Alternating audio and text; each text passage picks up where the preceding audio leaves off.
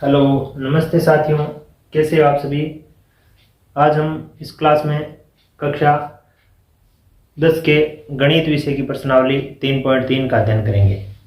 ध्यान रहे, ये अपनी प्रश्नावली एनसीईआरटी द्वारा जारी किए गए नए सिलेबस या संशोधित सिलेबस सत्र 2023 से 24 के लिए लागू किए गए सिलेबस से संबंधित है। इससे पहले हमने प्रश्नावली 3.1 और 3.2 का अध्ययन हमने किया है। उसमें हमने दो चरों वाले रैखिक समीकरण युग्मों के ग्राफीय निरूपण तथा प्रतिस्थापन विधि के बारे में अध्ययन किया था। किस प्रकार से दो चरों वाले रैखिक समीकरण युग्म को हम ग्राफीय विधि से तथा प्रतिस्थापन विधि से उन चरों का मान ज्ञात करते हैं। अब हम इस प्रश्नावली में एक नई विधि सीखेंगे जिसके माध्यम से हम दो चरों वाले रैखिक समीकरण युग्म के हल कर सकते हैं। उस विधि का नाम है विलोपन विधि। अब देखिए, विलोपन विधि में हम क्या करते हैं, जो हमें दो चर वाले रैखिक समीकरण युग्म दिए होते हैं उन दोनों समीकरणों के किसी भी एक चर का गुणांक समान करते हैं और उन गुणांक समान गुणांक वाले चर को हम उन दोनों समीकरणों को जब जोड़ते हैं या फिर घटाते हैं, उन चिन्ह पर निर्भर करता है कि जो चरों का गुणांक हमने समान किया है उन गुणांकों का चिन्ह क्या है। अगर चिन्ह विपरीत प्रकृति की है तो दोनों समीकरणों को जोड़ेंगे, और समान प्रवृत्ति की है तो एक समीकरण में से दूसरी समीकरण हम घटाएंगे। वो प्रक्रिया करने से हमारे समान गुणांक वाले चर विलुप्त हो जाते हैं, गायब हो जाते हैं। इसके लिए हमें जो किसी भी एक समीकरण या फिर दोनों समीकरणों को किसी एक निश्चित संख्या से गुणा करना होता है, यानी तुल्य समीकरण प्राप्त करनी होती है। तुल्य समीकरण बोल सकते हैं या हम उसको गुणज समीकरण भी बोल सकते हैं। बेहतर तुल्य समीकरण इसका नाम सही रहेगा। वो प्रक्रिया करने के बाद हम उस चर को विलुप्त कर देते हैं। जो शेष बचता है चर, उसको हम पक्षांतरित के माध्यम से, अचर संख्याओं के पक्षांतरण के माध्यम से उसका हल ज्ञात करते हैं। इस विधि को हम एक थ्योरेटिकली रूप से अगर लिखना चाहें या अगर समझना चाहें तो हम इसको इस प्रकार से लिख सकते हैं।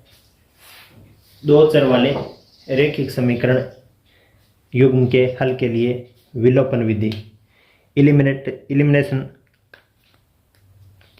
मेथड, दोनों समीकरणों के समान चर का गुणांक समान बनाते हैं, यानी किसी भी एक चर का गुणांक समान बनाते हैं।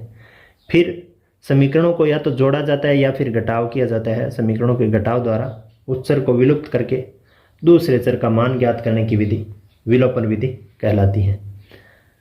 अब इस प्रक्रिया को हमने थ्योरेटिकली माध्यम से हमने देख लिया। अब हम इसको प्रैक्टिकली अपने क्वेश्चनों में अप्लाई करके चेक करेंगे।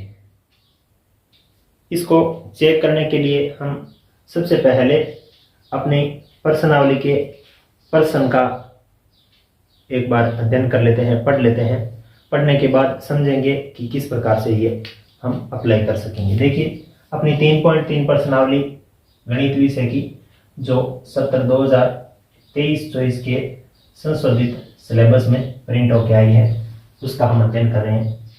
3.3 प्रश्नावली में लिखा गया है कि निम्न समीकरणों के युग्मों को विलोपन विधि तथा प्रतिस्थापन विधि से हल कीजिए। कौन सी विधि अधिक उपयुक्त है, बताइए। देखिए, यहाँ पे 4 हमें बिंदु प्रश्न दिए हुए। हम प्रत्येक बोर्ड के पैनल पे पहले सवाल का हम विलोपन विधि से भी हल ज्ञात करेंगे और प्रतिस्थापन विधि से भी हल ज्ञात करेंगे, और लास्ट में हमें जो अच्छी लगेगी, उपयुक्त लगेगी, आसान लगेगी और बेहतर लगेगी वो हम लिख के बताएंगे कि इन दोनों विधियों में से ये विधि अधिक उपयुक्त है। तो चलिए, सबसे पहले यहाँ पे दिया गया है विलोपन विधि ना, तो प्रत्येक समीकरण को हम यहाँ पे विलोपन विधि से हल करेंगे और यहाँ पे हम प्रतिस्थापन विधि से हल करेंगे। अब देखिए, क्वेश्चन नंबर 1 का हम यहाँ पे सॉल्यूशन कर रहे हैं, हल कर रहे हैं। तो हम सबसे पहले इन समीकरण युग्म को लिखेंगे जो है x + y = 5, ये अपनी 1 नंबर समीकरण है, और 2x - 3y = 4, ये अपनी 2 नंबर समीकरण है। देखिए सबसे पहले क्या करना होता है, इस विधि में हमने देखा था कि समान चर का गुणांक समान बनाते हैं। समान चर का, जैसे इसमें अक्ष चर का इस अक्ष चर के इसमें अक्ष चर और इसमें अक्ष चर का गुणांक समान बनाने के लिए हमें इस समीकरण को 2 से गुणा करना पड़ेगा।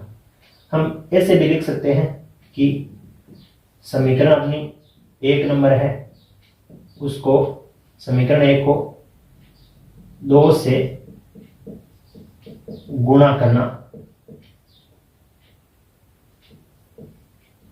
करके समीकरण 2 को घटाना। कहने का मतलब इसमें ऐसा है कि इस समीकरण को 2 से गुणा करना है। समीकरण को 2 से गुणा करने का तात्पर्य ये होता है कि समीकरण के प्रत्येक पद को 2 से गुणा करना। जैसे यहाँ पे x है तो ये हो जाएगा 2 से गुणा करने पर 2x, ये y है तो ये 2 से गुणा करने पर हो जाएगा 2y, ये 5 है तो बराबर में ये हो जाएगा 5 × 2 10। अब इसमें से हमें घटाना है, किसको? समीकरण 2 को घटाना है। इसको 1 नंबर समीकरण को 2 से गुणा किया तो ये आ गया। फिर यहाँ से घटाना है 2 नंबर समीकरण को, तो घटाएंगे तो 2 नंबर समीकरण सीधी घटाएंगे बिना किसी संख्या से गुणा किए हुए, 3y = 4। देखिए समीकरणों को जब घटाया जाता है तो जो समीकरण घटती है उसके प्रत्येक पद का चिन्ह परिवर्तित हो जाता है, चिन्ह बदल जाता है, ये ध्यान रखना। यहाँ पे हम घटा रहे हैं तो इस समीकरण में कितने पद है? 1 2 3 पद है। वाम पक्ष और दक्षिण पक्ष दोनों की बात करें तो इसमें ये जो 2x प्लस का है ये माइनस का हो जाएगा, ये माइनस का है ये प्लस का हो जाएगा, ये प्लस का है ये माइनस का हो जाएगा। यहाँ से आप देखो 2x और 2x विपरीत चिन्ह वाले हो गए तो ये एक दूसरे से कट जाएंगे, सीधा काट दो या फिर अलग अलग काट दो। 2x और प्लस 3x कितने 2y और 3y कितने हो गए? 5y = 10 - 4 कितने होते हैं? 6। यानी जो y का मान आ गया वो आ गया 6/5। 6/5 एक उत्तर तो अपना ये y का मान प्राप्त हुआ। दूसरा अब हम क्या करेंगे, अक्ष का मान ज्ञात करना है। अक्ष का मान ज्ञात करने के लिए y चर को विलुप्त करना पड़ेगा। y चर को विलुप्त करने के लिए y के गुणांकों को समान बनाना पड़ेगा। समान चर वाले गुणांक, समान चर के गुणांक समान बनाते हैं। तो देखिए इसमें चर का गुणांक 1 है, इसमें 3 है, तो क्यों न हम 1 नंबर समीकरण को पहले 3 से गुणा कर दें, तो ये y के चर समान हो जाएंगे, बाकी तो जो बदलेंगे उसको बदलने दीजिए। फिर हम इन दोनों को जोड़ देंगे। जोड़ने से क्या होगा, ये प्लस का 3 बन जाएगा, ये माइनस का 3 बन जाएगा। तो हम इसको ऐसे लिख सकते हैं कि समीकरण 1 को 3 से गुणा करके समीकरण 2 में जोड़ना। समीकरण 2 में जोड़ना या उसको समीकरण 2 को जोड़ना। अब देखो इस समीकरण को 3 से गुणा करने का तात्पर्य होगा, प्रत्येक पद गुणा होगा तो ये 3x हो जाएगा, प्लस का ये 3y हो जाएगा, बराबर ये 15 हो जाएगा, क्योंकि ये भी तो 3 से गुणा होगा। अब ये जोड़ना है तो चिन्ह कुछ नहीं बदलेगा। जोड़ना क्या है, 2 नंबर समीकरण को 2x - 3y = 4। यहां से अब जोड़ रहे हैं तो चिन्ह समान रहेगा। ये 3y प्लस का है, 3y माइनस का, एक दूसरे से कट गए। x और 3x और 2x कितने हो गए? 5x = कितने हो जाएंगे? 19। यानी x का मान कितना हो जाएगा? 19/5। x का मान कितना हो जाएगा? 19/5। ध्यान रखना ये जो हमने हल किया है ये विलोपन विधि का हल है, एलिमिनेशन मेथड से हमने हल प्राप्त किया है। तो एलिमिनेशन मेथड का मतलब है एक चर का समान चर का गुणांक समान बनाओ और उसको जोड़ या घटाकर विलुप्त कर दो और बाद में जो शेष बचता है चर उसका मान ज्ञात कर लो। इस विधि से हमने ये x और y के मान ज्ञात कर लिए विलोपन विधि से। अब हम ज्ञात करेंगे प्रतिस्थापन विधि से भी ज्ञात करेंगे, क्योंकि प्रश्न में बोला गया है कि विलोपन विधि तथा प्रतिस्थापन विधि दोनों से हल कीजिए। तो प्रतिस्थापन विधि के लिए देखिए, हम दोनों समीकरणों को वापस यहाँ लिख देते हैं। x प्लस वाई बराबर 5, ये अपनी 1 नंबर समीकरण है। मान लीजिए कि ये हम एक नए सिरे से इक्वेशन का हल कर रहे हैं और ये 2x minus 3y equal to 4, ये 2 नंबर समीकरण है। अब देखो हम क्या करेंगे, पीछे की जो 3.2 प्रश्नावली थी उसमें हमने ये ऐसा किया था। समीकरण 1 से हम x का मान ज्ञात कर रहे हैं। x का मान हो जाएगा 5 माइनस वाई। समीकरण 1 से x का मान y इस तरफ पक्षांतरित होगा। अब हम ऐसे लिखेंगे कि x का जो मान आया है वो समीकरण 2 में रखेंगे। x का मान समीकरण 2 में प्रतिस्थापित करने पर, रखना भी लिख सकते हैं, हम ऐसे लिखेंगे प्रतिस्थापित करना। अब देखिए ये प्रतिस्थापित करेंगे तो क्या हो जाएगा, यहाँ 2 नंबर समीकरण अपनी 2x है, ये हो जाएगी 2 5 माइनस वाई। x का मान तो यहाँ से 1 नंबर समीकरण से हमने 5 माइनस वाई ले लिया, माइनस 3y है बराबर 4 है।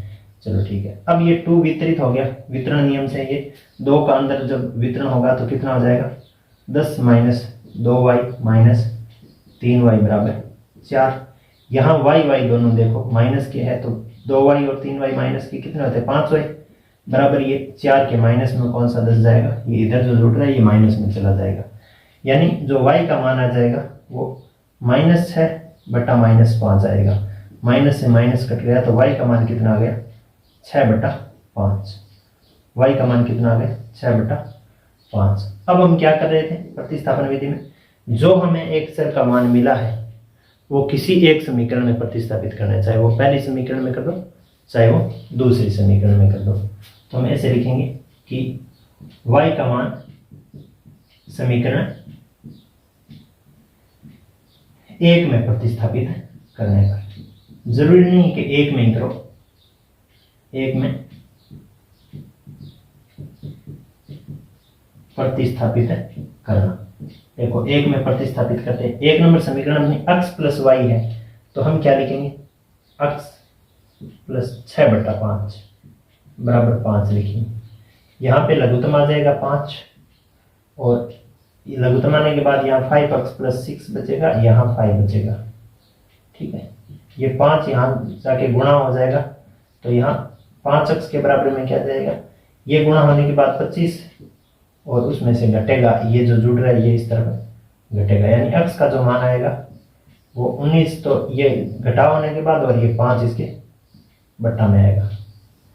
ये देखिए हमने x और y का मान विलोपन विधि से भी ज्ञात किया था, 6 बटा 5 और 19 बटा 5 आया था, 6 बटा 5 और 19 बटा 5 आया, और प्रतिस्थापन विधि से भी हमने हल किया है।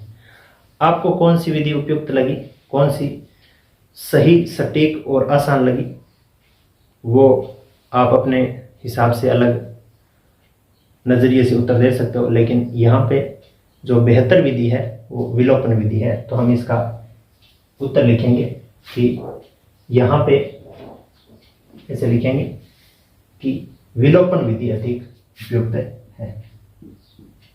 इस प्रश्न के लिए विलोपन विधि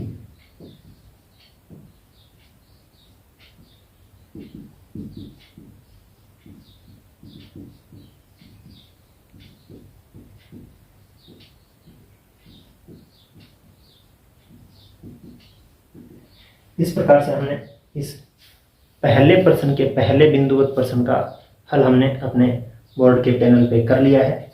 आप अगर चाहते हो इसको अभी अपनी रफ कॉपी या एक अपनी फॉर्मल कॉपी में नोट करना, तो क्लास को यहाँ रोक के इस प्रश्न का उत्तर अपनी कॉपी में नोट कर लीजिए। अन्यथा आप अगर चाहते हो कि हम बाद में इसका हल करेंगे तो आप इसका स्क्रीनशॉट लेकर भी आप अपने पास सेव रख सकते हैं। क्लास पूरी होने के बाद अपने पेपर या पेन के माध्यम से इसको जरूर लिखिए। इस अपने बिंदुवत प्रश्न का जो दूसरा प्रश्न है उसमें 2 समीकरण इस प्रकार से दी गई है। 3x प्लस 4y बराबर 10 और दूसरी समीकरण है 2x माइनस 2y बराबर 2। देखिए अगर हम विलोपन विधि लगा रहे हैं तो हमें दोनों ही समीकरणों के यानी सभी समीकरण युग्मों के समान चर के गुणांक समान करने पड़ेंगे। सबसे पहले उसको हम हटा देंगे। जैसे यहाँ पे हम y को हटाना चाहते हैं तो y का गुणांक क्या है 4, यहाँ y का गुणांक कितना है माइनस का 2। तो 4 को 2 करने इस 2 को हम 4 बना लें, किसे इस समीकरण को हम 2 से गुणा करेंगे तो ये तो 4 बन ही जाएगा ना। बाकी जो इसमें बदलाव होगा वो हम बाद में इसका एडजस्ट कर लेंगे, लेकिन गुणांक तो समान हो जाएगा इसको 2 से गुणा करेंगे।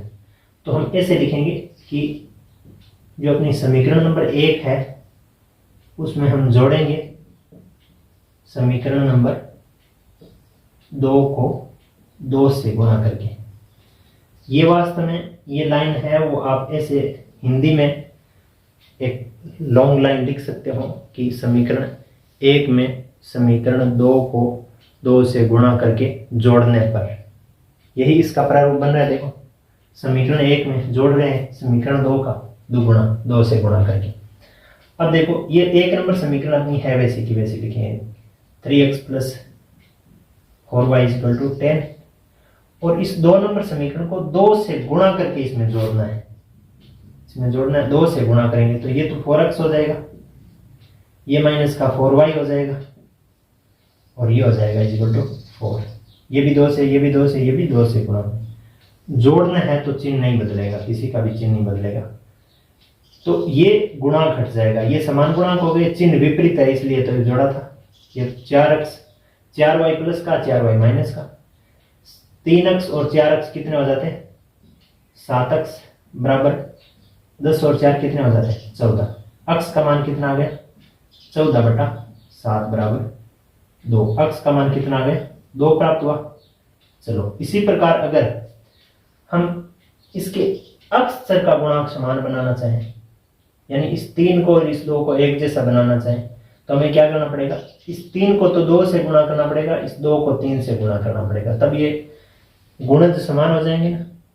यानी इस 3 का दुगुना और इस 2 का तिगुना अगर हम करेंगे तो ये भी 6 हो जाएगा, ये भी 6 हो जाएगा, एक जैसा हो जाएगा। फिर हम चिन्ह एक जैसा है तो घटा लेंगे। जैसे हम यहाँ ऐसे करेंगे कि जो अपनी समीकरण नंबर 1 है उसको तो करेंगे 2 से गुणा, उसमें से घटाएंगे समीकरण नंबर 2 है ना अपनी समीकरण नंबर, देखो समीकरणों को हम यहाँ राउंड में दे रहे हैं, समीकरण नंबर 2 का तिगुना हम घटाएंगे। समीकरण नंबर 1 के दुगुणे में से समीकरण नंबर 2 का तिगुना घटाएंगे, ऐसा यहाँ लिखा जा रहा है। तो सबसे पहले 1 नंबर का दुगुना करो तो प्रत्येक पद दुगुना हो जाएगा ना 2 गुना, तो ये 6x हो जाएगा प्लस ये 8y हो जाएगा दुगुना होगा तो बराबर में 10 का दुगुना 20 हो जाएगा। फिर यहाँ से घटाना है क्या इसका तिगुना, इसका तिगुना क्या है 6x माइनस 6y बराबर का 6। अब देखो ये घटाने की प्रक्रिया है, इसके लिए हमें क्या करना पड़ेगा, जो समीकरण घट रही है उसका चिन्ह परिवर्तित करना पड़ेगा। यानी ये प्लस का माइनस हो जाएगा, ये माइनस का प्लस हो जाएगा, ये प्लस का माइनस हो जाएगा। 6x और 6x प्लस और माइनस के अलग अलग प्रकृति के होने के कारण कट गए। यहाँ पे y की बात करें तो 8y और 6y प्लस किया दोनों तो कितने हो जाएंगे 14y बराबर में कितने बचेंगे 10 प्लस का है और 6 माइनस का है। तो सॉरी यहाँ पे जो इसका दुगुना आएगा वो 20 आएगा। इस 1 नंबर समीकरण का दुगुना कर रहे हैं तो यहाँ पे 20 रहेगा, ये यहाँ पे गलती हुई है, इसको सुधारिए। आपने अभी नोट नहीं किया, यहाँ 20 होना चाहिए था क्यों दुगुना कर रहे हैं ना 1 नंबर समीकरण। तो ये घट के कितना आ जाएगा 14, y का मान कितना आ जाएगा 14/14, 1 आ जाएगा किसका मान y का मान। यहाँ देखो हम x का मान भी ज्ञात कर चुके हैं और y का मान भी ज्ञात कर चुके हैं। कौन सी विधि से, विलोपन विधि से। अब इस प्रश्न में बोला गया था कि विलोपन विधि से भी हल कीजिए और प्रतिस्थापन विधि से भी हल कीजिए। यहाँ हम बोर्ड के इस स्पेस में हम कर लेते हैं प्रतिस्थापन विधि से हल। प्रतिस्थापन विधि से हल करने के लिए हम सबसे पहले क्या करेंगे, 1 नंबर समीकरण से किसी एक चर का मान ज्ञात कर लेते हैं। एक चर जैसे x का मान ज्ञात कर लेते हैं। x का मान कितना होगा, देखो अक्स के साथ ये पद है पहले यहाँ जाएगा 10 के माइनस में, और अक्स के साथ जो गुणांक है 3 हो जाएगा भाग में जाएगा। ठीक है, अक्स का मान अब हम क्या लिखेंगे, अक्स का जो मान हमने समीकरण 1 से लिया है वो अक्स का मान समीकरण 2 में क्या करेंगे, प्रतिस्थापित करेंगे। प्रतिस्थापित करना यानी कहने का मतलब जहां पे 2 नंबर समीकरण में अक्स आया वहां पे ये मान रखना है। देखो 2 नंबर समीकरण में 2 गुणा अक्स है तो 2 गुणा 10 माइनस 4y बटा 3 माइनस 2y बराबर 2 है। अब देखो ये 3 है ना, ये लघुत्तम में आएगा अपना, 3 लघुत्तम में आने के बाद ये एक बार गुणा, ये 2 का वितरण हो जाएगा। 2 का वितरण कितना हो जाएगा, 20 माइनस 8y बराबर में देखो ये इसके बटा में 1 है ना, तो ये 1 3 से 3 बार भाग जाएगा, 6 से गुणा 3 से गुणा होकर कितना आ जाएगा 6y बराबर 2। अब देखो अब हम क्या करेंगे, यहाँ इन दोनों का जब प्रारूप देखें दोनों माइनस के हैं तो माइनस के आ जाएंगे कितने 14, 8 और 6 14 होते हैं, 14y बराबर देखो ये 3 इस तरफ जाके गुणा होगा ना, गुणा होकर 6 बनेगा, उसमें से ये घटेगा 20। कौन सा 20, यहाँ जो जुड़ रहा है वो इस तरफ माइनस में जाएगा, यानी जो y का मान आएगा वो कितना आ जाएगा, यहाँ देखो माइनस 14 है बट्टा में ये y का गुणांक माइनस 14 जाएगा, तो y का मान कितना आ जाएगा 1 आ गया। y का मान क्या आ गया, हमें क्या मिल गया 1 मिल गया। कौन सी विधि से हल कर रहे हैं, प्रतिस्थापन विधि से हम हल कर रहे हैं। तब अब हम क्या करेंगे, y का मान समीकरण किसी में भी एक में प्रतिस्थापित कर दो। यहाँ हम ऐसे लिख सकते हैं कि y का मान समीकरण 2 में रखो या 1 में रखो, चलो 2 में प्रतिस्थापित करना। अब देखो करते हैं, 2 में 1 में भी कर सकते हो, 2 में भी कर सकते हो, कोई सी में भी करो। 2 गुणा अक्स है तो 2 गुणा अक्स माइनस 2y है तो 2 गुणा 1, क्यों y का मान 1 मिला है बराबर 2 है बराबर 2। यहाँ अक्स का मान कितना जाएगा, देखो ये 2 गुणा 1 2, यहाँ जो घट रहा है वो यहाँ जाएगा, 2 प्लस 2 में जाएगा, और बट्टा में ये 2 का गुणा जाएगा, यानी अक्स का मान कितना हो गया 4 बटा 2। अक्स का मान कितना मिला 2 मिला। अक्स का मान 2y का मान, अक्स का मान 2y का मान 1, ये तो था प्रतिस्थापन विधि का हल। विलोपन विधि में अक्स का मान 2y का मान 1, उत्तर तो समान है, कोई बदलाव नहीं है, एक जैसी उत्तर आने, विधि तो कोई सी भी लगा दो, ग्राफी विधि से करोगे तो भी यही आएगा। अब यहां पूछा जा रहा है कि आपको कौन सी अधिक उपयुक्त लगी, तो बेसिकली आप अपने हिसाब से उत्तर दो तो कोई गलत बात नहीं है, लेकिन यहाँ जहां तक आपको अगर पता चल रहा है तो यहाँ विलोपन विधि उपयुक्त है, विलोपन विधि अधिक उपयुक्त है। दोनों ही उपयुक्त है लेकिन दोनों में विलोपन विधि है वो अधिक उपयुक्त नजर आ रही है। ये आप इसको आप अपनी कॉपी में लिख सकते हैं या फिर स्क्रीनशॉट के माध्यम से भी आप इसका उत्तर का आप बाद में इसको अपनी कॉपी में लिखने के लिए सेव रख सकते हैं। क्लास को यहाँ रोक के आप इस प्रश्न के उत्तर को लिख लीजिए या स्क्रीनशॉट ले लीजिए। नेक्स्ट अपना जो इसका तीसरा बिंदुवत प्रश्न है उसमें 2 समीकरण जो दी हुई है उसको हम विलोपन और प्रतिस्थापन विधि दोनों से हल करेंगे। हमने यहाँ तक विलोपन विधि और प्रतिस्थापन विधि के बारे में कुछ सीखा है, उसके माध्यम से हम कह सकते हैं कि विलोपन विधि के लिए जिस चर को हमें विलुप्त करना चाहते हैं उसके गुणांकों को समान करना है, फिर उन समीकरणों को जोड़ या घटा के हम उसको विलुप्त करते हैं, शेष जो बचता है चर उसको हम ज्ञात करते हैं। प्रतिस्थापन विधि में प्रतिस्थापन विधि यानी एक चर का मान दूसरे चर के पदों में एक समीकरण से दूसरे समीकरण में स्थानांतरित करना, प्रतिस्थापित करना, ले जाना या रखना। विलोपन विधि सबसे पहले हम अगर इस समीकरण में लगाना चाहते हैं, इन समीकरणों को हल करने में लगाना चाहते हैं, तो इन समीकरणों को थोड़ा सा हम एडजस्ट कर लेते हैं। इस प्रकार से करेंगे कि जो चर राशियां वो एक तरफ रखेंगे, अचर राशियों को दूसरी तरफ हम रखेंगे। तो इसी समीकरण को हम मॉडिफाई कर लेते हैं थोड़ा। 3x माइनस 5y को इस तरफ ही रखने देते हैं और 4 को हम इस तरफ ले जाते हैं।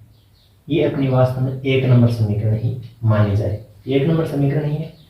इस 2 नंबर समीकरण को भी हम 9x के माइनस में 2y लेके आ जाते हैं, बराबर में हम 7 रहने देते हैं। इसको भी आप 2 नंबर समीकरण ही मानिए। ये वास्तव में 2 नंबर समीकरण या थोड़ी सी क्या हुई है, पक्षांतर करके समीकरण का प्रारूप एक बेहतर करने का प्रयास किया गया है कि चर राशियों वाले पदों को एक तरफ और अचर पद को दूसरी तरफ यहाँ हम कर लेंगे। अब देखिए यहाँ पे हम लगाएंगे विलोपन विधि।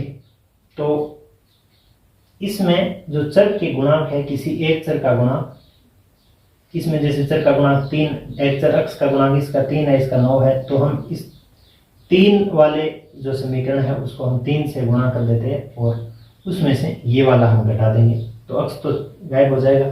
तो हम ऐसे लिखेंगे कि जो अपनी समीकरण नंबर 1 है उसको हम करेंगे 3 से गुणा, उसमें से हम घटाएंगे समीकरण नंबर 2। ठीक है, इतना हम यहाँ पे, आप इसको हिंदी में ऐसे लिखते हैं कि समीकरण नंबर 1 को 3 से गुणा करके समीकरण नंबर 2 से घटाते हैं तो भी यही बात होती है। देखो इसको 3 से गुणा करेंगे तो ये प्रत्येक पद गुणा होगा, यानी ये 3 से गुणा होकर 9x हो जाएगा, ये 3 से गुणा होकर माइनस का 15y हो जाएगा, ये 3 से गुणा होकर 12 हो जाएगा। उसमें से हम घटा रहे हैं, क्या घटा रहे हैं, ये वाली समीकरण, ये अपनी समीकरण क्या है, 9x माइनस 2y बराबर 7 है। अब घटा रहे, इसका मतलब जो समीकरण हम घटा रहे हैं उसके चिन्ह बदलने होंगे। जैसे 9 के क्या है प्लस का तो ये माइनस का हो जाएगा, 2 के आगे क्या माइनस का तो ये प्लस हो जाएगा, 7 के आगे क्या प्लस का तो ये माइनस का हो जाएगा। 9x और 9x प्लस माइनस के होने के कारण कट गए। 15y और 2y, 15 माइनस के है 2 प्लस का है, इसका मतलब माइनस का 13y यहाँ पे बचेगा और 12 माइनस 7 कितने होते हैं, 5। कहने का मतलब जो y का मान आ जाएगा वो आ जाएगा 5/13, 5/13, वो भी किसका आएगा, माइनस का। ये हमें y का मान हमें प्राप्त हो गया, यानी एक चर का मान हमें प्राप्त हो गया। अब देखो दूसरे चर का मान ज्ञात करना है, यानी x का ज्ञात करना है। तो y के गुणांकों को समान करना है। तो y के गुणांक को अगर इस 5 को और 2 को समान बनाना है तो 5 को तो करना पड़ेगा 2 से गुणा और 2 को करना पड़ेगा 5 से गुणा। तो इसका मतलब क्या हुआ कि एक पद को तो हम कर नहीं सकते, समीकरण a को किससे गुणा करना पड़ेगा, 2 से, और उसमें देखो ये भी माइनस का ये भी माइनस का है तो घटाना पड़ेगा। दोनों एक जैसे हो गए तो घटाएंगे किसको, समीकरण 2 को, सीधा नहीं 5 से गुणा करके घटाएंगे, 5 से गुणा करके घटाएंगे। तो देखो इस समीकरण नंबर 1 को 2 से गुणा करते हैं तो ये आ जाता है 6x, ये आ जाता है माइनस का 10y और ये जाता है बराबर में 8। इसको 5 से गुणा करते हैं तो 9 बजा 45x, फिर 2 दूना 10 है, नहीं 2 बजा 10y बराबर 7 बजा 35। ये घटाने की प्रक्रिया है। अब घटाना है तो चिन्ह बदलने पड़ेंगे, इसका भी माइनस करना पड़ेगा, इसका प्लस करना पड़ेगा, इसका माइनस करना पड़ेगा।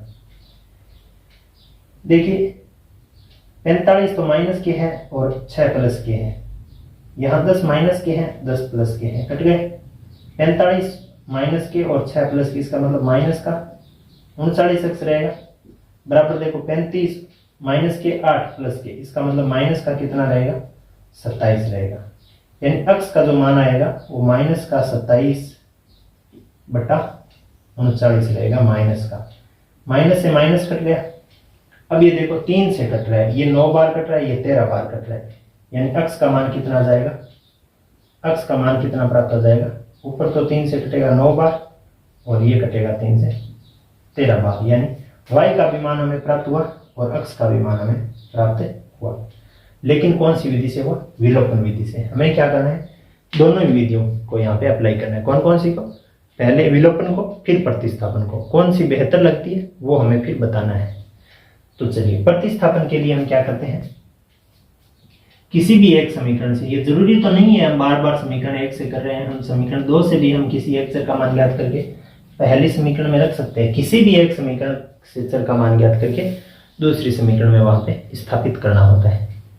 समीकरण 1 से ही कर देते हैं। चलो समीकरण 1 से जब अक्स का मान हम निकालेंगे तो कितना हो जाएगा, अक्स वाले पद में जो पद आ रहा है साथ में वो पहले जाएगा आगे, किसके साथ, जो आगे अचर मान है उसके साथ। यहाँ ये घट रहा था बराबर की इस तरफ जुड़ के जाएगा।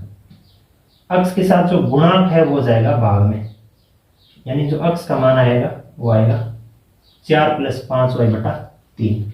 अब क्या करेंगे, अक्स का मान जो हमने समीकरण 1 से निकाला है वो अक्स का मान हम समीकरण 2 में क्या करेंगे, प्रतिस्थापित करना।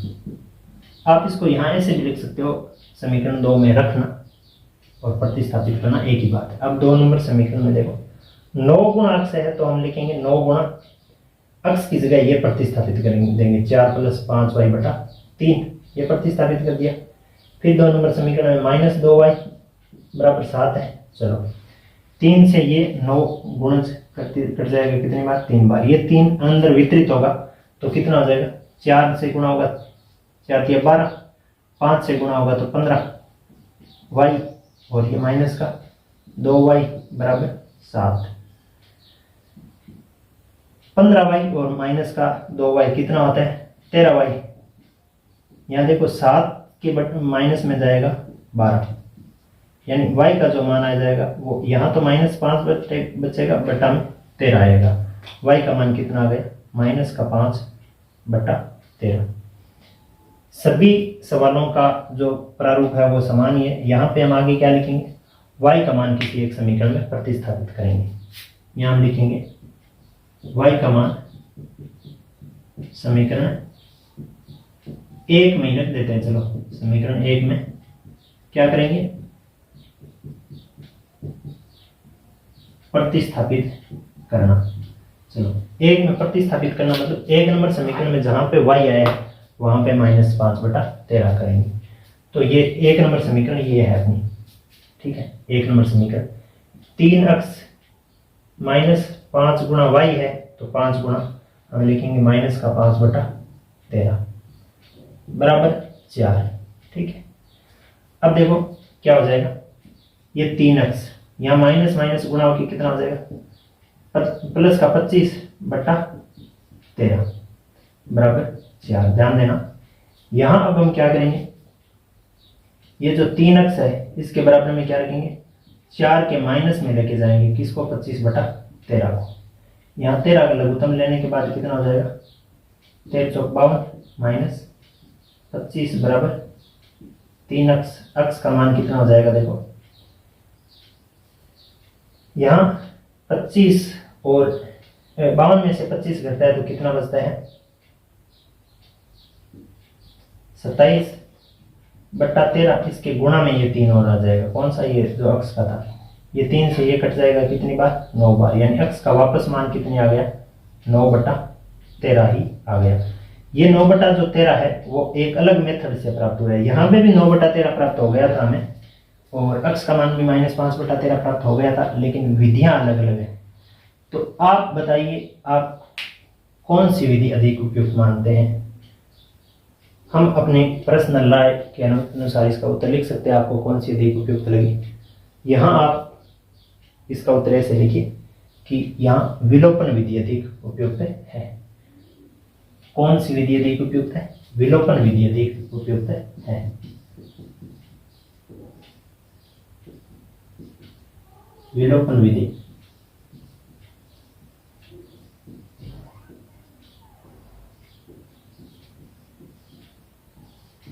ध्यान दीजिए, ये उत्तर कभी गलत या सही नहीं किया जा सकता, ये अपना अपना एक नजरिया है। आपको अगर प्रतिस्थापन विधि अगर उपयुक्त लगी है तो आप इसको ऐसे भी लिख सकते हो कि प्रतिस्थापन विधि अधिक उपयुक्त है।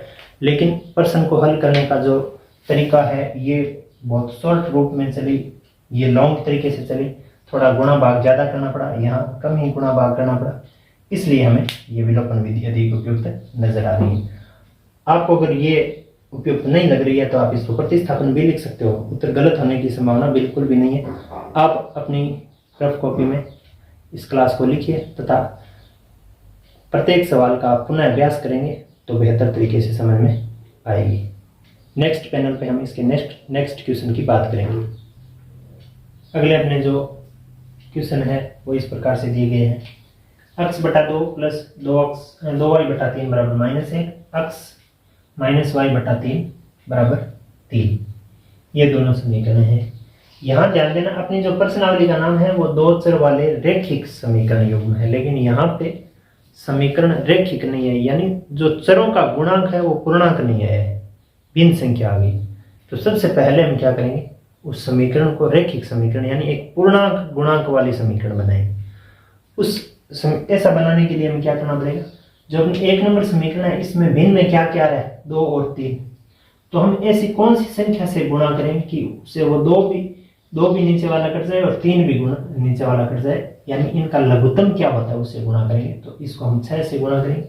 यहाँ बट्टा में 3 है तो इसको हम 3 से गुणा करेंगे। ध्यान देना, किसी भी समीकरण को हम जब गुणा करते हैं तो समीकरण को गुणा करने का तात्पर्य उसका बराबर के दक्षिण पक्ष और वाम पक्ष वाले दोनों हिस्सों के प्रत्येक पद से गुणा होना माना जाता है। इस समीकरण को हम हल करें, गुणा करें, इसका मतलब ये 6 इस पद से भी गुणा होगा तो 6 इस पद से गुणा होगा तो 6 इस 2 से कटेगा 3 बार, तो यहाँ बचेगा 3x बचेगा, प्लस इस पद से गुणा होगा तो ये 3 से ये 6 कट जाएगा 2 बार, फिर 2 ये 2 से गुणा होकर आ जाएगा 4y बराबर इस तरफ वाले -1 से जब ये 6 गुणा होगा तो ये आ जाएगा -6। ये वास्तव में अपनी 1 नंबर समीकरण ही है। 6 गुणज है लेकिन ये 1 नंबर समीकरण ही मानेंगे। अब इस 2 नंबर समीकरण में हर में 3 आ गया, इसका मतलब हम इस 3 को काटने के लिए इस समीकरण को 3 से गुणा कर रहे हैं, 3 से गुणा कर रहे हैं तो प्रत्येक से गुणा करना पड़ेगा, प्रत्येक पद से। तो ये तो 3x हो जाएगा। ये 3 जब 3 से गुणा होगा तो कट जाएगा, ये y रहेगा। ये 3 जब 3 से गुणा होगा तो बराबर में 9 रह जाएगा। ऐसा ही काम हमें यहाँ पे भी करना होगा। दोनों समीकरणों को, समीकरण युग्म को दोनों विधि से, विलोपन और प्रतिस्थापन विधि से हल करेंगे। इसका पहले हम अक्षर हटा लेते हैं। अक्षर हटाने के लिए गुणांक समान करना पड़ेगा। गुणांक समान है, गुणांकों का चिन्ह भी समान है। इसका मतलब जो समीकरण नंबर 1 है अपनी, उसमें से हम समीकरण नंबर 2 को घटा लेंगे, सीधा ही घटाएंगे। 1 नंबर समीकरण अपनी क्या है, 3x plus 4y equal to -6 है, और इसमें से हम घटाएंगे कौन सी, 3x minus y equal to 9। देखिए घटा रहे हैं, इसका मतलब चिन्ह बदलना पड़ेगा। इसका माइनस का प्लस हो जाएगा, माइनस का प्लस, इसका प्लस का माइनस हो जाएगा, इस माइनस का प्लस हो जाएगा, इसका प्लस का माइनस हो जाएगा। ये 3x प्लस माइनस से कट जाएगा। यहाँ पे कितना बचेगा, 5y बराबर यहाँ पे कितना बचेगा, माइनस का 15। यानी y का जो मान आ जाएगा वो कितना आ जाएगा, माइनस का 15/5 बराबर माइनस का 3 आ जाएगा। y का मान कितना आ गया, माइनस का 3 प्राप्त हुआ है। अब y का जो मान प्राप्त हुआ है 3 हमें, उसी प्रकार हम x का भी मान ज्ञात करेंगे। तो x का ज्ञात करने के लिए हमें y के गुणांकों को एक जैसा बनाना पड़ेगा। y का गुणांक इसका 4 है, इसका माइनस का 1 है। तो हम क्या करेंगे, जो अपनी 1 नंबर समीकरण है उसको वैसा का वैसा रखेंगे, उसमें जोड़ देंगे हम किसको, समीकरण नंबर 2 को 4 से गुणा करके। इसका ऐसा ये जो लाइन है वो इस प्रकार से, समीकरण नंबर 1 में समीकरण नंबर 2 को 4 से गुणा करके जोड़ने पर, चलो यहाँ समीकरण नंबर 1 तो है वैसी की वैसी लिखी जाएगी, 3x plus 4y equal to -6, ठीक है। और ये 4 से गुणा होके आएगी, 4 से गुणा होगी तो कितना हो जाएगा, 12x माइनस 4y बराबर यह आएगा 36, सॉरी 9 चौक 36, ठीक है। जोड़ रहे हैं तो चिन्ह तो बदलेगा नहीं, यहाँ से -4y से +4y कट गया, ये कितना रहेगा 15, x बराबर का कितना रहेगा 30, x का मान कितना आ गया 30/15, यानी x का मान आ गया हमें मिल गया हमें 2। अब क्या करना है, x का मान भी मिल गया, y का मान भी हमें मिल गया, लेकिन प्रतिस्थापन विधि से नहीं मिला, विलोपन विधि से मिला है। इस विधि से, प्रतिस्थापन विधि से हल करने के लिए हम हमेशा समीकरण 1 से ही किसी चर का मान ज्ञात करते हैं, वो भी x का ज्ञात करते हैं। x का मान कितना आ जाएगा, -6 के माइनस में जाएगा 4y बट्टा में आ जाएगा 3। ये हो गया x का मान। तो x का जो मान आया है, x का मान जो 1 नंबर समीकरण से निकाला है, वो समीकरण 2 में रखेंगे मतलब प्रतिस्थापित करेंगे। प्रतिस्थापित करो, 3 गुणा x है तो हम लिखेंगे 3 गुणा -6 -4y बट्टा 3 -y बराबर 9। 3 से 3 कट गया। यहाँ देखो 4y और 1y माइनस के है सारे, तो 5y हो गए माइनस के। यहाँ जो 9 है इसके प्लस में जाएगा ये 6, यानी y का जो मान आया वो 15 बट्टा -5। y का मान कितना मिल गया, -3 मिला है। यहाँ पे भी -3 मिल तो गया था हमें, यहाँ पे भी -3। चरों का मान तो समान ही है, लेकिन विधियां अलग है। विधियों को बताना है आपको कौन सी बेहतर लग रही है, उपयुक्त लग रही है। अब देखिए, y का मान किसी एक समीकरण में प्रतिस्थापित कर देते हैं। y का मान हम समीकरण 2 में प्रतिस्थापित कर देंगे। अब की बात समीकरण 2 में रखेंगे, समीकरण नंबर 2 में प्रतिस्थापित करना। चलो 2 नंबर समीकरण अपनी है 3x माइनस y, तो 3x माइनस -3, y की जगह -3 आएगा बराबर 9। 3x ये जो प्लस का 3 बनेगा ना बराबर 9, ये 3x के बराबर 9 माइनस 3 हो जाएगा, ये इस तरफ जाएगा। x का मान कितना आ जाएगा, 6 बट्टा 3। x का मान कितना मिल गया, 2। x का मान कितना मिल गया, 2। ध्यान देना, हमें विलोपन विधि और प्रतिस्थापन विधि दोनों में ही x और y के मान समान मिले हैं, 2 माइनस 3। लेकिन यहाँ हमें ये बताना है कि आपको कौन सी विधि उपयुक्त लगी, तो सब में ही आपको विलोपन विधि उपयुक्त बतानी है, क्योंकि विलोपन विधि में संक्रियाओं का गुणन भाग कम करना पड़ता है। विलोपन विधि, और ध्यान रहे, अगर आप विलोपन विधि उपयुक्त न बताकर अगर प्रतिस्थापन विधि उपयुक्त बता देते हो तो क्वेश्चन गलत नहीं होगा। बस आपका नजरिया क्या है वो आप पे निर्भर करता है। आपको अगर प्रतिस्थापन अच्छी लग रही है तो आप ऐसे भी लिख सकते हो कि हाँ प्रतिस्थापन विधि उपयुक्त है, लेकिन एक व्यक्तिगत विचार के तौर पे हमें जो नज़र आ रही है वो विलोपन विधि सब में उपयुक्त नज़र आ रही है। आप इस पैनल से पहले क्वेश्चन के चौथे बिंदु प्रश्न को आप अपनी कॉपी में लिख लीजिए या स्क्रीनशॉट ले लीजिए। अगले पैनल पे हम अगले क्वेश्चन की बात करेंगे, क्वेश्चन नंबर 2 की, उसके बिंदु प्रश्नों को भी हम हल करेंगे।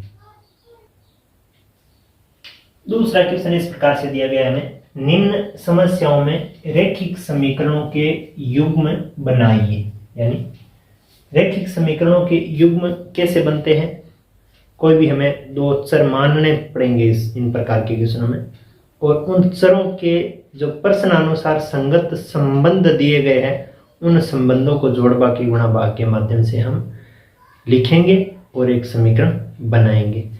2 चर मानेंगे और 2 समीकरण बनाएंगे। रैखिक समीकरणों का युग्म का मतलब होता है पेड़ जोड़ा। 2 समीकरण बनाएंगे और उनके हल यदि उनका अस्तित्व हो, यानी समीकरण बनाइए अगर उनका अस्तित्व है, हल का अस्तित्व है, तो हल विलोपन विधि से ज्ञात कीजिए। ध्यान देना, यहाँ दे दिया कि विलोपन विधि से ज्ञात कीजिए। हमने विलोपन विधि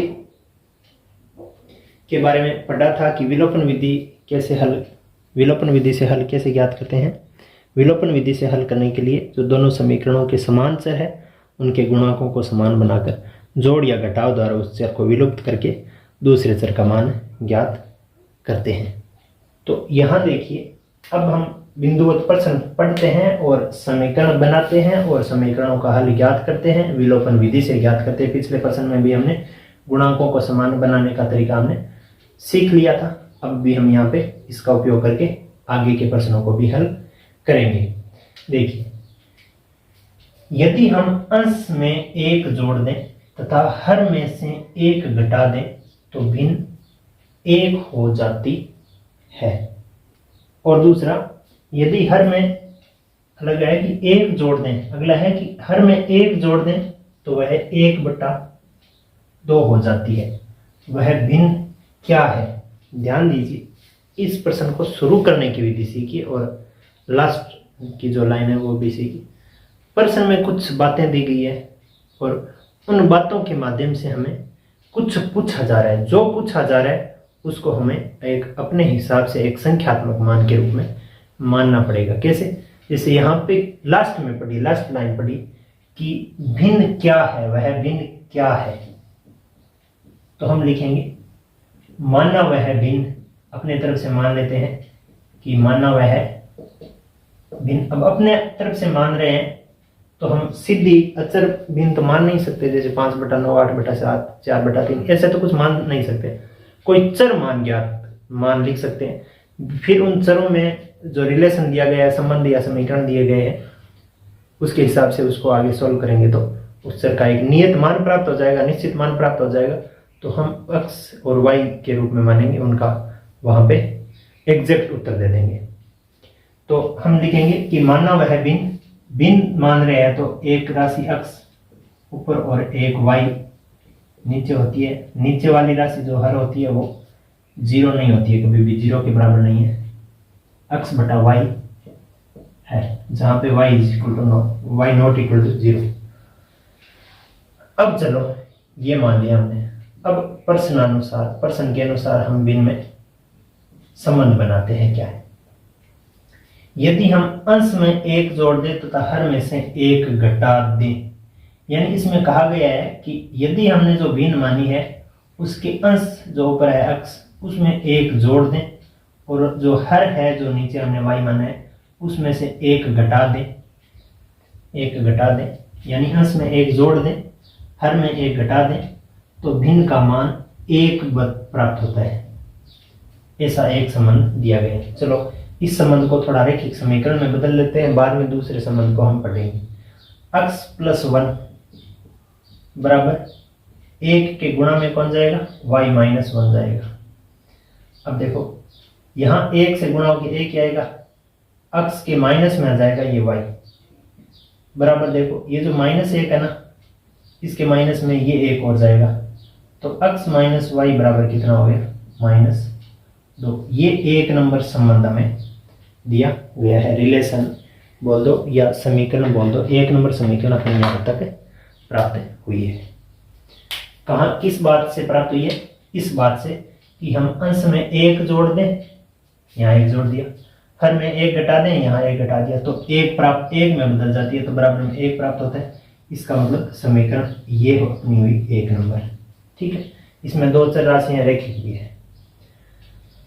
दूसरा, यदि हर में 1 जोड़ दें, हर में 1 जोड़ दें, यानी अंश में कुछ नहीं करें, हर में 1 जोड़ दें, अंश है वैसा का वैसा रखेंगे, x हर जो y है उसमें हम 1 जोड़ें तो 1/2 हो जाती है, 1/2 हो जाती है। वह भिन्न ज्ञात कीजिए। ऐसा 2 संबंध दिया गया। दूसरा संबंध ऐसा है। अब देखो इसको रैखिक बनाने के लिए ये 2 है वो इस तरफ आएगा x के गुणा में, और ये जो y+1 है वो 1 के गुणा में जाएगा, y+1, यानी 2x, ये y इस तरफ आएगा माइनस का, बराबर रहेगा 1। ऐसा दिया गया है समीकरण नंबर 2 में।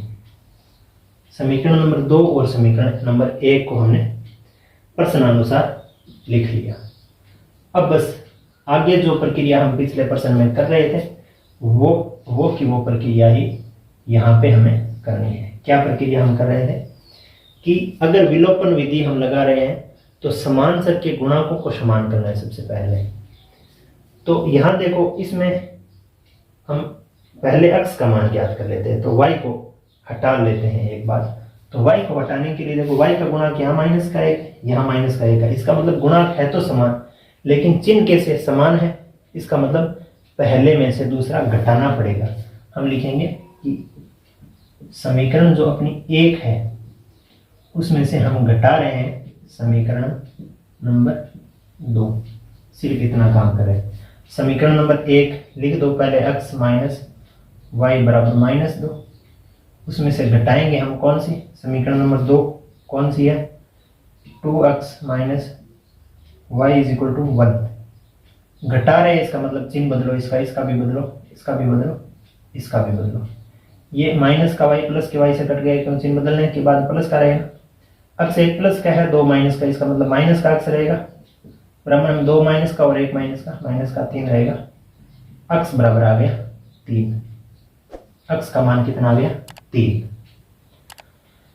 अब दूसरा हमें किसका मान निकालना है, y का मान निकालना है। तो y का मान निकालने के लिए इस समीकरण और इस समीकरण में दोनों में अक्स का गुणांक समान करना है। तो अक्स का इसका 2 है, इसका 1 है, तो क्यों न हम इस 1 नंबर समीकरण को 2 से गुणा कर ले, तो इसका भी 2 हो जाएगा। ये तो 2 और ये तो 2 से प्रत्येक पद तो गुणा होगा, लेकिन अक्स का गुणांक समान हो जाएगा। और इसको 2 से गुणा करके ये समीकरण हम घटा लेते हैं, यानी अपनी जो समीकरण नंबर 1 है उसको हम पहले 2 से गुणा करेंगे, उसमें से हम घटाएंगे समीकरण नंबर 2। ये बात आपको जरूर समझ में आ रही होगी। शॉर्ट रूप है, आप इसको लॉन्ग रूप में ऐसे लिखना चाहते हो कि हम ऐसे लिखेंगे कि समीकरण नंबर 1 को 2 से गुणा करके समीकरण नंबर 2 से घटाने पर, तो इसकी जगह आप लिख लीजिए, कोई बड़ी बात नहीं है। और ये लिखने में छोटा है लेकिन भावार्थ इसका वही है। अब देखो, इस समीकरण को 2 से गुणा करना है पहले, तो प्रत्येक पद गुणा होगा ना, 2x होगा, माइनस का 2y होगा, बराबर में माइनस का 4 होगा। 2 नंबर समीकरण को घटाना है, माइनस का चिन्ह लगा दिया, 2x माइनस वाई बराबर 1। माइनस कर रहे हैं तो इसका भी चिन्ह बदलना है, माइनस, इसका भी बदलना है तो प्लस हो जाएगा, इसका भी बदलना है तो माइनस हो जाएगा। x प्लस का 2 माइनस का 2 कट गया, यहाँ 2y माइनस के, यहाँ 1y प्लस का, इसका मतलब माइनस का y बचा, और माइनस का 4 और माइनस का 1 माइनस का 5 रहता है, तो y का मान कितना आ गया, 5 आ गया। y का मान कितना आ गया, 5 आ गया। अब हम वापस प्रश्न की उस मोड पे जाते हैं जिस मोड से हमने इस प्रश्न को शुरू किया था। हमने एक भिन्न मानी थी जिसको x बटा y माना था। इस प्रश्न की मांग थी कि वो भिन्न ज्ञात कीजिए, हमने उसको x बटा y माना था, और हमें जो x और y का मान प्राप्त हुआ है वो है, x का तो प्राप्त हुआ है हमें 3 और y का हमें प्राप्त हुआ है 5। तो वापस हम इसी लाइन को रिपीट करेंगे, माना की जगह लिख देंगे अतः वह भिन्न जो x बटा y थी बराबर 3 बटा 5 है, 3 बटा 5 है। ठीक है, ये अपना हो गया आंसर। ये बात आपको जरूर समझ में आई होगी। अगर कुछ कम समझ में आई है तो क्लास को आप दोबारा से देख सकते हैं रिवर्स करके। अगर समझ में आ गई तो आप इसको अपनी कॉपी में बोर्ड से देख के उतारिए, या फिर आप अपने स्वयं अभ्यास के तौर पे भी आप अगर उतारेंगे तो और बेहतर रहेगा। अब नेक्स्ट पैनल पे हम इसके नेक्स्ट क्वेश्चन की भी बात करेंगे। अगला अपना जो दूसरा बिंदुवत प्रश्न है वो इस प्रकार से है कि 5 वर्ष पूर्व नूरी की आयु सोनू की आयु की 3 गुनी थी। 10 वर्ष पश्चात का मतलब बाद में नूरी की आयु सोनू की आयु की 2 गुनी हो जाएगी। नूरी और सोनू की आयु कितनी है, आज वर्तमान आयु कितनी है, ये पूछी जा रही है। देखिए, समीकरण बनाने के लिए सबसे पहले हमें कुछ चर मान मानने पड़ते हैं। चर मान हम वही मानते हैं जो प्रश्न में जिसका जिक्र किया गया है। यहाँ पे इस प्रश्न में नूरी और सोनू की आयु पूछी जा रही है कि कितनी है वर्तमान आयु। तो यहाँ पे क्या पूछा क्या जा रहा है वो हम मानेंगे, एक चर के रूप में हम वही चीज मानेंगे जो यहाँ पे पूछा जा रहा है। नूरी और सोनू की आयु पूछी जा रही है तो हम ऐसे मान लेंगे, माना नूरी की आयु बराबर x वर्ष और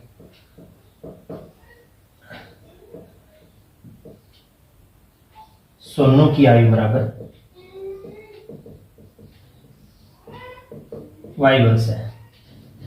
ठीक है, अब x y, ये जरूरी तो नहीं है कि x और y ही माना जाए, हम यहाँ पे कोई और, जैसे नूरी के लिए n वर्ष मान लेते हैं, मान लीजिए इसको नूरी के लिए n वर्ष मान लेते हैं और सोनू के लिए s वर्ष मान लेते हैं, n s नाम से ले लिया, कोई भी चर मान लेना है, n और s का माना जाएगा, x y का निकलेगा, वैसे ही n और s का भी निकालेंगे। जरूरी नहीं है कि x y ही माने, आप ये इस बात को समझिए। अब प्रश्न में जो बात गई है पहले, उसके हिसाब से हम प्रश्न से समीकरण बनाएंगे। प्रश्न के अनुसार प्रश्न में कहा गया है कि 5 वर्ष पूर्व नूरी की आयु 5 वर्ष पूर्व कितनी थी, n में से 5 कम कर दो, उतनी थी। सोनू की आयु की 3 गुणी थी, सोनू की आयु 5 वर्ष पहले कितनी थी, s-5 थी, और इसकी 3 गुणी करने पर बराबर प्राप्त होती थी नूरी की आयु। कब? आज से 5 वर्ष पूर्व। तो 5 वर्ष पूर्व नूरी की n-5 थी और सोनू की s-5 थी, और इसकी तिगुणी करने से इस नूरी की प्राप्ति हो रही थी। अब इस 3 का हम क्या करेंगे, वितरण करेंगे, तो कितना आ जाएगा, n-5 बराबर 3s-15, 15। चरों को एक तरफ लेंगे तो n-3s तो इस तरफ रह जाएगा, और यहाँ देखो ये 5 इस तरफ जो घट रहा है इस तरफ जुड़ेगा, प्लस में जाएगा, और 15 के प्लस 15 माइनस में है, और 10 प्लस में जाएगा तो 10 माइनस 5 प्लस में जाएगा तो 10 माइनस करेगा। ये हो गई अपनी समीकरण नंबर 1। यहां तक बात हुई है, 3 गुणी थी। अब 10 वर्ष पश्चात नूरी की आयु कितनी हो जाएगी, n+10 हो जाएगी। सोनू की आयु कितनी हो जाएगी, s+10 हो जाएगी। ये जो n+10 है ना, 10 वर्ष पश्चात, ये s+10 की दुगुनी है, ऐसा इसमें लिखा गया है। अब इसको 2 को वितरण करेंगे तो यहाँ n+10 रहेगा, यहाँ पे 2s+20 रहेगा। s वाले चर वाले इस तरफ लेके आ जाते हैं, n-2s बराबर, ये इस तरफ जाएगा माइनस में तो बचेगा 20 के माइनस में 10 जाएगा तो 10 बचेगा। ये अपनी हो गई समीकरण नंबर 2। अब समीकरण नंबर 1 और समीकरण नंबर 2 से हमें चर, जो कि एक n है और एक s है, उसका मान ज्ञात करना है। चर का मान ज्ञात करने के लिए चरों के गुणांक समान बनाने पड़ते हैं। यहाँ पे देखो n का गुणांक दोनों का समान है, तो हम s का ज्ञात कर सकते हैं। ऐसे लिखेंगे कि अपनी जो समीकरण नंबर 1 है उसमें से हम घटा रहे हैं समीकरण नंबर 2। 1 नंबर समीकरण अपने क्या है, n-3s बराबर -10, इसमें से घटा रहे हैं n-2s बराबर 10। घटा रहे, इसका मतलब चिन्ह बदलना पड़ेगा, ये माइनस हो जाएगा, ये प्लस हो जाएगा, ये माइनस हो जाएगा, n से n कट जाएगा, 3s माइनस का 2s प्लस का, इसका मतलब माइनस का s रहेगा बराबर माइनस का 20 रहेगा। s के बराबर कितना आ गया, 20। s के बराबर कितना आ गया, 20 आ गए, प्राप्त हो गया। अब देखो s का मान तो हमने n के गुणांक बराबर करके कर लिए थे। अब हमें n का मान प्राप्त करना है, तो यहाँ पे s के गुणांकों को समान करना है। इसमें 3 है, इसमें 2 है, तो इस 3 और 2 का कौन सा गुणज समान है, 6। तो इसको हम 2 से गुणा कर लेंगे, इसको हम 3 से गुणा कर लेंगे। ध्यान देना कि गुणांकों को समान करने के लिए, इसको इसके जैसा बनाने के लिए इस 3 को 2 से और 2 को 3 से आपस में गुणा करेंगे तो ये s के गुणांक समान हो जाएंगे। बाकी जो बदलेंगे वो बाद में आगे की बात होगी। अब देखो हम क्या करेंगे, समीकरण नंबर 1 का s और समीकरण नंबर 2 का s समान करना चाहते हैं, तो जो समीकरण नंबर 1 है उसको तो करेंगे 2 से गुणा, और फिर देखो इसका गुणांक माइनस का, इसका गुणांक माइनस का, इसका मतलब एक जैसा गुणांक है तो घटाएंगे हम, समीकरण नंबर 2 को 3 से गुणा करके घटाएंगे। ठीक है, अब देखो क्या करेंगे, समीकरण नंबर 1 को 2 से गुणा कर रहे हैं तो ये कितना हो जाएगा, 2n माइनस 6s बराबर 20 मतलब 20। 2 से गुणा होगा, प्रत्येक पद गुणा होगा था ना इसका। फिर हम घटाएंगे, फिर हम क्या करेंगे, घटाएंगे माइनस का चिन्ह। किसको, इस समीकरण को क्या करके, 3 से गुणा करके।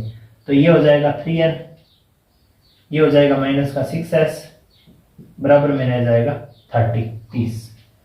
घटाव का चिन्ह कर रहे हैं, इसका मतलब इसका 3 का भी चिन्ह बदलेगा, इसका भी बदलेगा, इसका भी बदलेगा। ये 6s माइनस का 6s प्लस का कट गया। यहाँ क्या रहा, 2 तो n माइनस प्लस का है, 3n माइनस का है, तो माइनस का n बचा और यहाँ आ गया माइनस का 50। इसका मतलब माइनस से माइनस कटने पर n का मान कितना मिल गया, 50। अब हम वापस जहां पे प्रश्न को शुरू कर रहे थे वहीं पे वापस जाके एक लाइन को उत्तर के तौर पे हम ऐसे लिखेंगे। माना हमने नूरी की आयु n मानी थी, सोनू की आयु s मानी थी, तो हम ऐसे लिख देंगे अतः, माना की जगह हम क्या लिख देंगे, अतः नूरी की आयु जो हमने n मानी थी वो है 50 वर्ष। हमने n वर्ष मानी थी, वो है 50 वर्ष। हमने सोनू की आयु, और ऐसे भी लिखेंगे कि सोनू की आयु जो हमने s सर के रूप में मानी थी वो है 20 वर्ष। कितनी है, 20 वर्ष। ये अपना हो गया आंसर। आप इसको आप अपनी कॉपी में नोट कीजिए, या फिर इसको समझ गए हो तो स्वयं इसका अभ्यास करिए। स्वयं अभ्यास करना सबसे बेहतर होता है। तीसरा बिंदुवत प्रश्न में इस प्रकार से दिया हुआ है कि 2 अंकों की संख्या के अंकों का योग 9 है। इस संख्या का 9 गुणा संख्या के अंकों को पलटने से बनी संख्या का 2 गुना है, वह संख्या ज्ञात कीजिए। कोई हमें ज्ञात क्या करना है, कोई संख्या ज्ञात करनी है। कितने अंकों की, 2 अंकों की, जिसमें 2 अंक कौन कौन से होंगे, एक इकाई का अंक और एक दहाई का अंक होगा। अब देखिए यहाँ पे एक हमें प्रारूप का पता होना चाहिए कि संख्या का जो परफॉर्मा होता है वो इकाई के अंक को दहाई के अंक के 10 गुणा में जोड़ने से प्राप्त होता है। संख्या का जो मान होता है वो दहाई का अंक इंटू 10 प्लस इकाई का अंक ये होता है। ये एक नई बात हमने पीछे की कक्षाओं में सीखी भी थी और यहाँ पे नई बात आई है, जो कि ये इस जो अपनी कक्षा 10 है उसके स्टैंडर्ड की नहीं, जो पिछली कक्षाओं में हमने सीखी थी उसी के आधार पे हमें यहाँ पे उपयोग में लेनी। तो चलो इसे सॉल्व करते हैं। तो सबसे पहले हम इन प्रकार के प्रश्नों को हल करने के लिए वो बात मानते हैं जो हमें पूछा जा रहा है। हमें क्या पूछा जा रहा है लास्ट लाइन में, वह संख्या ज्ञात कीजिए। तो हम लिखेंगे कि माना वह संख्या क्या है, अक्स वाई है। अक्स वाई कैसे होती है, अक्स वाई मतलब जिसका इकाई अंक क्या है, वाई, और दहाई अंक क्या है, दहाई अंक बराबर अक्स। यानी एक ऐसी संख्या है जिसमें 2 अंक है, इकाई का अंक वाई है, दहाई का अंक अक्स है। ठीक है, अब चलो हमने मान लिया एक्स और वाई 2 अंकों की संख्या है जिसमें पहला अंक जो दहाई पे है वो एक्स है, दूसरा अंक जो इकाई पे है वो वाई है। अब प्रश्न में जो बातें दी गई है उसके हिसाब से हम इसमें संबंध बना लेते हैं, समीकरण बना लेते हैं। 2 अंकों की संख्या के अंकों का योग 9 है। इसका मतलब पहली बात यह दी गई है कि अगर आप अंकों का योग कर दोगे तो 9 प्राप्त हो जाएगा। ठीक है, यहां तक एक बात आ गई, अंकों का योग 9 है। इस संख्या का 9 गुणा, ये वास्तव में संख्या क्या है, अक्स वाई जो संख्या है ना वो क्या है, 10 अक्स प्लस वाई है। इकाई के अंक को 10 से गुणा करो और वाई को जोड़ो, सॉरी दहाई के अंक को 10 से गुणा करो और इकाई का अंक जोड़ो, तब जाकर ये संख्या होती है। ये संख्या, इस संख्या का 9 गुणा, ये 9 गुणा इस पूरी संख्या का मान ऐसे नहीं निकलेगा दहाई के अंक को 10 से गुणा करके इकाई का अंक जोड़ना। इस संख्या का 9 गुना जो है ना, वो कितना है? 9 गुना संख्या के अंकों को पलटने से, अगर अंकों को पलटने से संख्या क्या बन जाएगी? yx बन जाएगी। yx मतलब दहाई का अंक क्या हो जाएगा? y, और इकाई का अंक क्या हो जाएगा? x। और उस संख्या का मान कैसे निकलेगा? 10y प्लस x निकलेगा ना। संख्या को पलटने से संख्या का मान कितना हो जाएगा? 10y प्लस x हो जाएगा। दहाई का अंक 10y हो जाएगा, तो 10 से y गुणा होगा और इकाई का अंक जुड़ेगा, x इसमें जुड़ेगा। संख्या को पलटने से जो संख्या बनी है, पलटने से बनी संख्या का 2 गुना है, यानी इसका 2 गुना है। इस संख्या का मान x y संख्या का 9 गुना है, वो संख्या के अंकों को पलटने से बनी संख्या के 2 गुने के बराबर है। ठीक है, ये दूसरा संबंध प्रश्न के अनुसार दिया गया है। अब हम इसको वितरण नियम से खोलते हैं। ये 9 अंदर प्रत्येक पद से गुणा होगा तो कितना हो जाएगा? 90x प्लस 9y बराबर यहाँ पे हो जाएगा 20y प्लस 2x। ये x को एक तरफ और चरों को एक तरफ ले आ सकते हैं, तो क्या रहेगा? देखो 90x के माइनस में आ जाएगा 2x, और जो 9y है उसके माइनस में आ जाएगा 20y, बराबर में कुछ नहीं रहेगा, 0 रहेगा।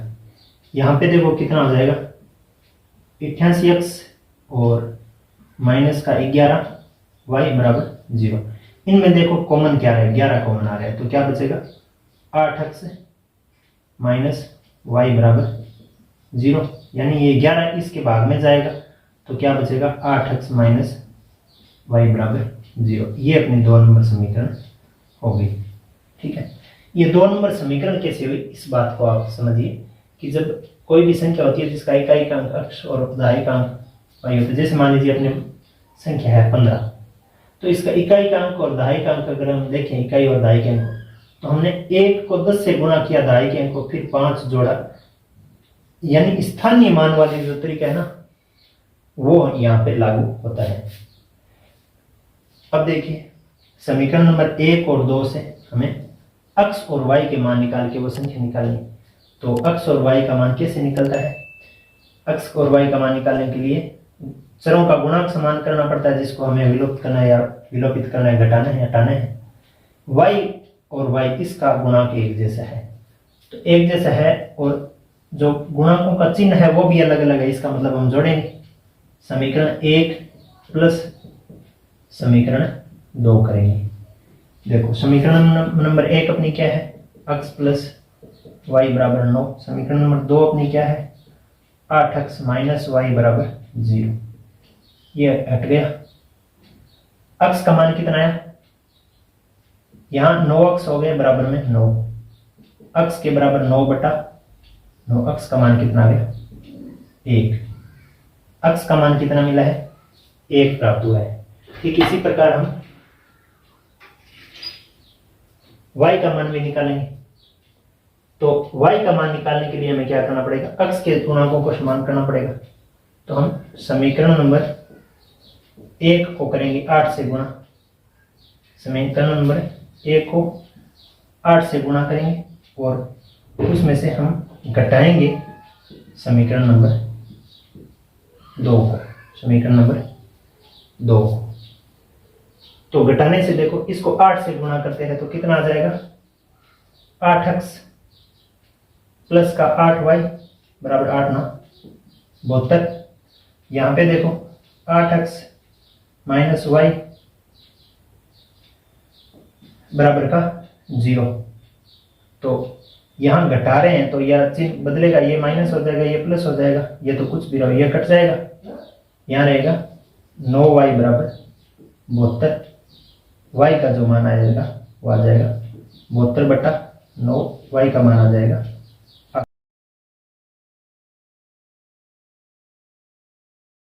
अगला अपना बिंदुगत प्रश्न 4 नंबर इस प्रकार से दिया गया है कि मीना 2000 रुपये निकालने के लिए बैंक गई, यानी मीना नाम की कोई लड़की है, वो 2000 रुपये निकालना चाहती है और बैंक जाती है। उसने खजांची से, यानी जो बैंक में पैसे देने वाले खजांची से कहा कि 50 रुपये के, यानी रुपये 50 के तथा रुपये 100 के, यानी 100 के और 50 के नोट देने के लिए कहा। मीना ने कुल 25 नोट प्राप्त किए। कितने नोट प्राप्त किए? 25 नोट प्राप्त किए।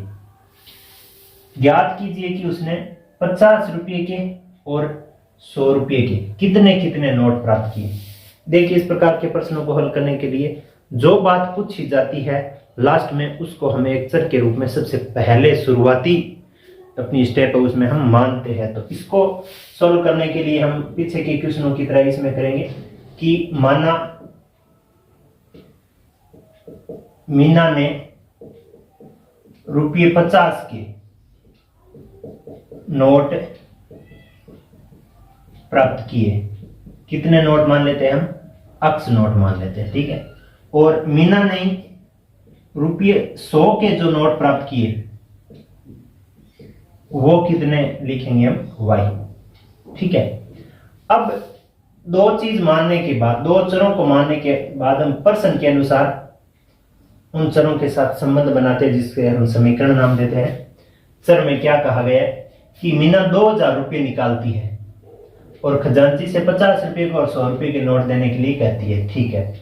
मीना ने कुल 25 नोट प्राप्त किए। इसका मतलब जो 50 के नोट एक्स माने हैं, जो वाई के नोट, जो 100 के नोट वाई माने हैं, उनको अगर जोड़ दिया जाए तो उसके पास कुल नोट कितने हैं?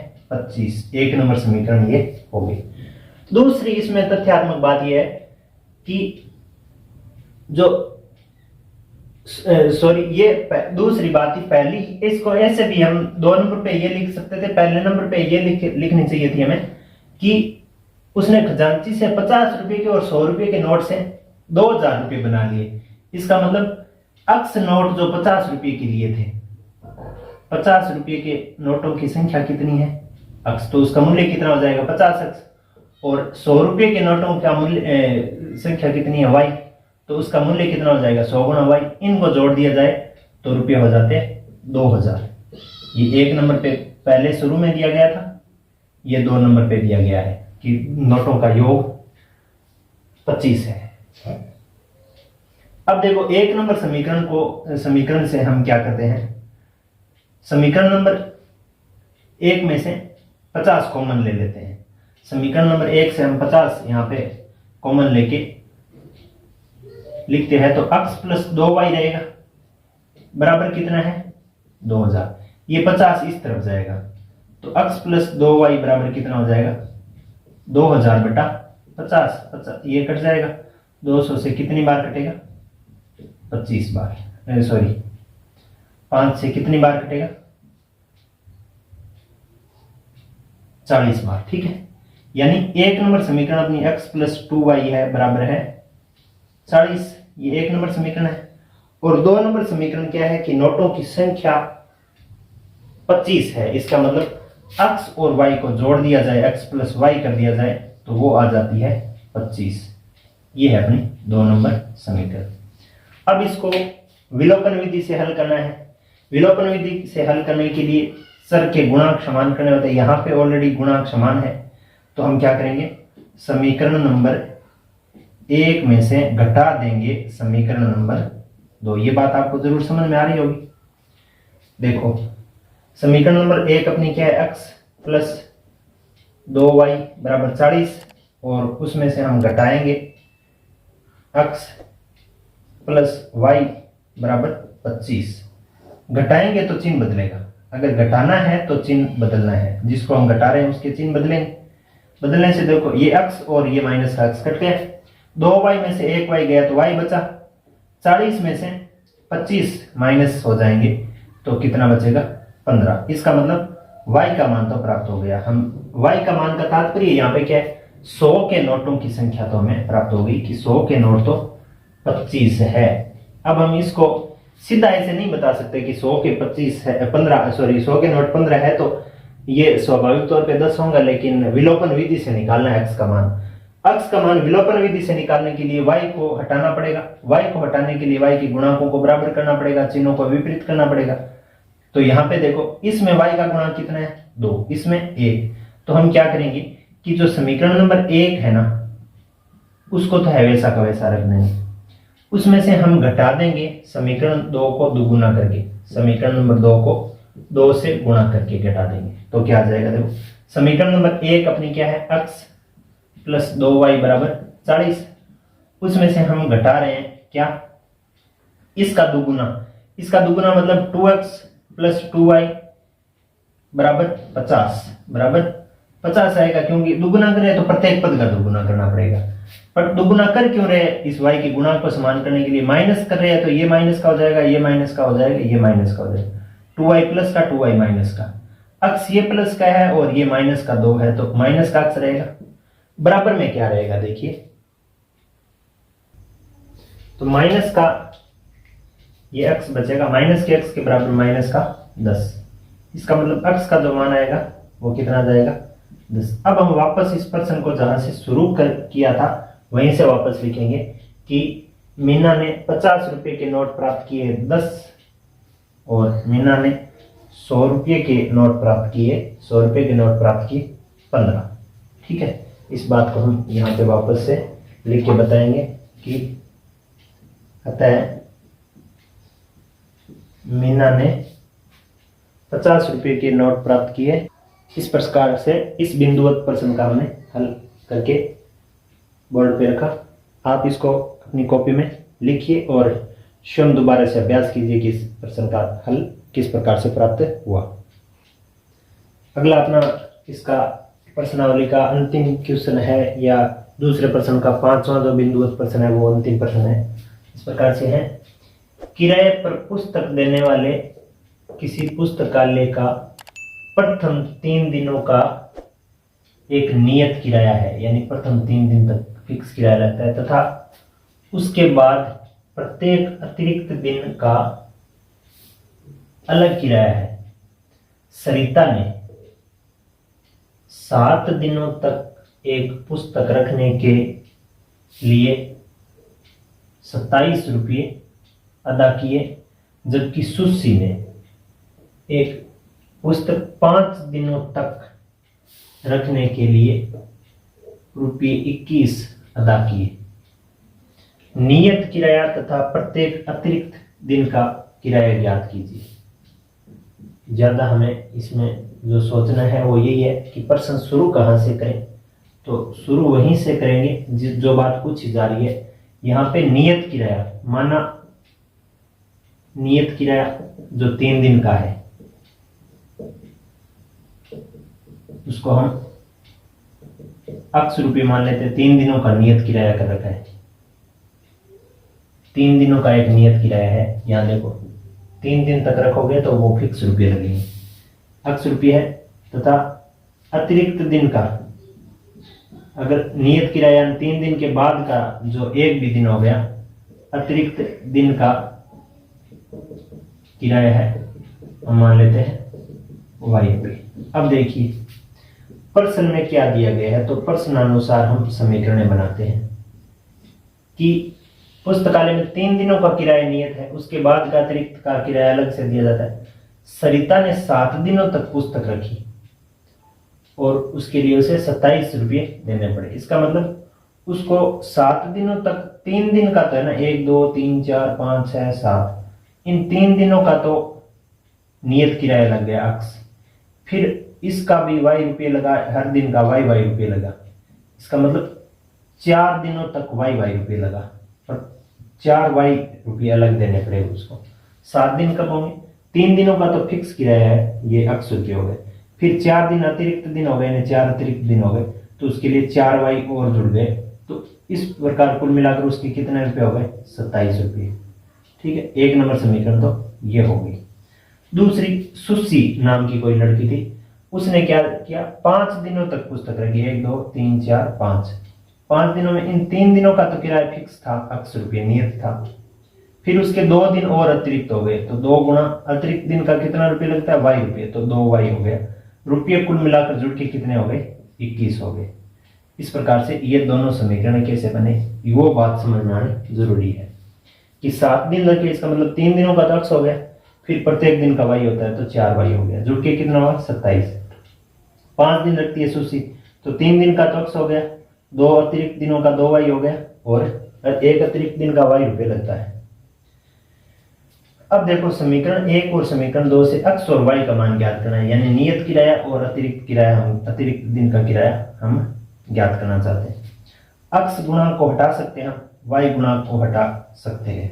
कैसे हटाएंगे? पहले y गुणांक को हटा लेते हैं। अगर इसका 4 गुणांक है, इसका 4 गुणा करते हैं तो इसको 2 से गुणा करने से हम इसका गुणांक हटा सकते हैं। दोनों के गुणांकों का चिन्ह समान है, इसका मतलब हमें क्या करना पड़ेगा? समीकरण 1 में से घटाना पड़ेगा। चिन्ह समान होने के कारण घटाना पड़ता है। समीकरण 2 का दुगुना। अब देखो क्या हो जाएगा। 2x ये 1 नंबर समीकरण ऐसी कैसी हो जाएगी? x प्लस 4y बराबर 27 और इसको 2 से गुणा करेंगे तो ये 2x प्लस ये 4y बराबर इसका करेंगे तो 42। अभी ये घटाना है, इसका मतलब ये चिन्ह बदल जाएंगे। घटाते हैं तो चिन्ह बदलते हैं। अब चिन्ह बदलने के बाद क्या बचता है? देखो ये 4y और 4y प्लस माइनस के कट गए। अक्स 1 प्लस का है 2 माइनस का, इसका मतलब कितना रहेगा? माइनस का अक्स रहेगा। बराबर देखो ये 27 और 42 कितने हो गए? 27 माइनस के है और 27 प्लस के है 42 माइनस के, इसका मतलब 42 की संख्या रहेगी और रहेगी कितनी? 15। यानी अक्स का जो मान आएगा वो आएगा 15। इस ऋण चिन्ह से ये ऋण चिन्ह हट जाएगा। अब दूसरा देखो, अब हम x का मान निकालने के बाद y का मान निकालना चाहते हैं तो y का मान निकालने के लिए x के गुणांकों को समान करना पड़ेगा। पहले से ही समान है, चिन्ह भी समान है, इसका मतलब समीकरण 1 में से हम सीधे ही समीकरण 2 घटा देंगे। समीकरण 1 में से हम सीधी समीकरण नंबर 2 घटा देंगे। अब 2 नंबर समीकरण घटाने के लिए 1 नंबर समीकरण हम लिखेंगे x प्लस 4y बराबर 27 माइनस करेंगे हम x प्लस 2y बराबर 21। माइनस कर रहे हैं तो चिन्हों को तो बदलना ही पड़ेगा। ये x प्लस का x माइनस से कट गया। 2y प्लस का है 2y माइनस का है 4y प्लस का है तो क्या रहेगा? 2y रहेगा। बराबर देखो 27 प्लस का है 21 माइनस का है तो कितना रह जाएगा? ये 6 रह जाएगा। y का मान कितना आ जाएगा? 6/2, यानी y का मान आ गया 3 विलोपन विधि से। अब देखिए y भी प्राप्त हो गया, x भी प्राप्त हो गया और वास्तव में x और y हम क्या मान के चले थे?